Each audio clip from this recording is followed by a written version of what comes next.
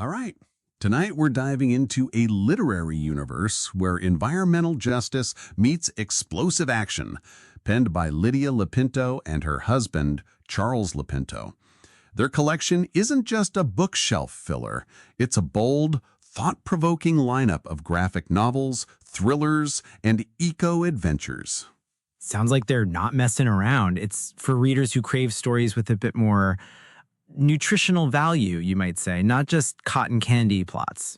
Exactly. And central to this whole eco-thrill ride is Lydia's signature eco-fiction trilogy, Sean and Julie, Eco Cops, available in both English and Spanish because environmental crime knows no language barriers. Sean and Julie Eco Cops. I love that. Are they like riding bicycles with sirens made from recycled plastic, fighting toxic train spills and cruise ship disasters? Because that's what the source says they do. Pretty much. These stories are action-packed, gripping narratives that somehow manage to educate while they entertain. Plus, each book is available as a signed edition, which is a nice touch for those who appreciate a tangible connection to their eco-warriors. A signed edition of a book about toxic train spills. It feels very specific. They've also got Rat Island, a timely thriller set in NYC. Sounds like it's tackling the delightfully cozy topic of terrorism and environmental corruption. Oh, just a light read for your commute. For the sci-fi aficionados, there's Earth One, a graphic sci-fi novel, visually driven, futuristic, and still packing that powerful environmental message. Basically, whether you're into justice, the planet, or just a good story, these books truly stand apart. They're not just selling books, they're selling an experience. A purpose-driven, diverse, authentic experience. You can snag these at craft shows, special events, and now the internet. The internet, Miles, where all the magic happens.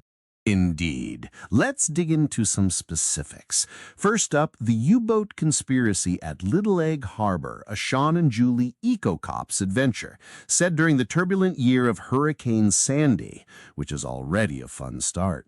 Nothing says cozy mystery like a Category 3 hurricane. So, the quiet shores of Little Egg Harbor get rattled, and Sean and Julie, back on the same case for the first time in years, discover more than just storm damage. They're drawn into their hometown's hidden past, where local legends and buried World War II secrets collide. And naturally, as they're unraveling long-forgotten mysteries beneath the surface, their partnership and rekindling relationship is tested. Because what's a good environmental mystery without a little romantic tension? Oh, the drama. From familiar streets to murky offshore depths, they must confront what lies beneath both the town's history and their own unresolved connection. Lee Underwood called it great character development. C.R. Hayes praised it as entertaining, compelling characters, good plot. Book reader CA said it had all the good stuff for a thrilling read, frighteningly current and pertinent.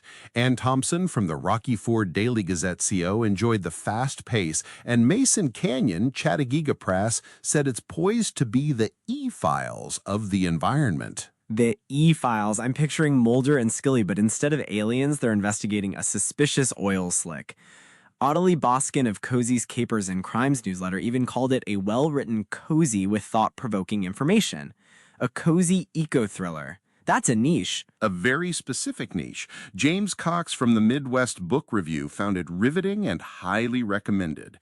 And a Hollywood screenwriter, Scott Petrie, said that they've created what could be a marvelous franchise for film and television. So watch out, Netflix. Netflix, are you listening? Next up, Case 1 of the Sean and Julia Eco-Cop series, The Toxic Cruise. So Sean Ryan, an FBI agent with a troubled past, naturally, and Juliana Del Rio, a sharp EPA investigator, team up. They're like the dynamic duo of environmental enforcement. They blend classic noir energy with contemporary suspense, tackling powerful interests. For their first case, they go undercover as a married couple on the Arctic Sunset, a luxury cruise ship, sailing through the pristine waters of Alaska. What could go wrong? Oh, Miles, everything can go wrong. Beneath the glamour, there's a terrifying secret, a plan to illegally dump toxic waste into the ocean, threatening marine life and coastal communities. This isn't your grandma's bingo cruise. No, it's not. They blend classic noir energy with contemporary suspense, tackling powerful interests. For their first case, they go undercover as a married couple on the Arctic sunset, a luxury cruise ship, sailing through the pristine waters of Alaska. What could go wrong? Oh, Miles, everything can go wrong. Beneath the glamour, there's a terrifying secret, a plan to illegally dump toxic waste into the ocean, threatening marine life and coastal communities. This isn't your grandma's bingo cruise. No, it's not. They navigate ruthless ship security and the harsh realities of the Alaskan wilderness. While trying to stop this, time is running out. Failure is not an option. It's packed with twists, danger, and mounting pressure. Sounds like a fun honeymoon. Romantic, isn't it?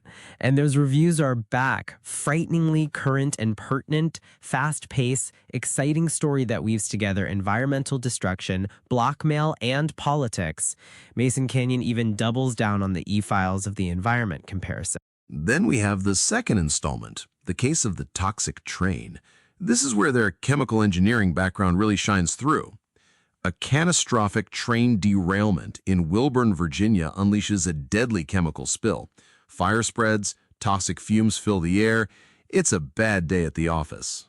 A truly terrible day. What looks like a tragic accident soon exposes layers of corruption, sabotage, and growing tension. The investigation expands across borders, involving powerful corporate interests and extremist groups, all while they race against the clock to prevent a larger catastrophe at an upcoming environmental conference. It's chillingly realistic because the authors, Lidia and Charles LoPinto, are chemical engineers. They bring deep knowledge of environmental hazards and industrial systems to their high-stakes investigative fiction. It makes the urgency feel very, very real. It makes you think twice about that next chemical delivery. Ann Thompson from the Rocky Ford Daily Gazette specifically mentioned enjoying the story knowing the weaknesses of petrochemical processing and transportation of chemicals. You know, a real expert's perspective. And the Hollywood screenwriter Scott Petrie noted the strong characters and nice chemistry. So they're not just getting the science right, they're nailing the relationships too. The LoPintos really created a world where advocacy and imagination collide. These stories aren't just entertainment, they're a call to action wrapped in a thrilling package. A delightful, anxiety-inducing package. For anyone who's enjoyed this discussion, consider sharing this episode with a friend.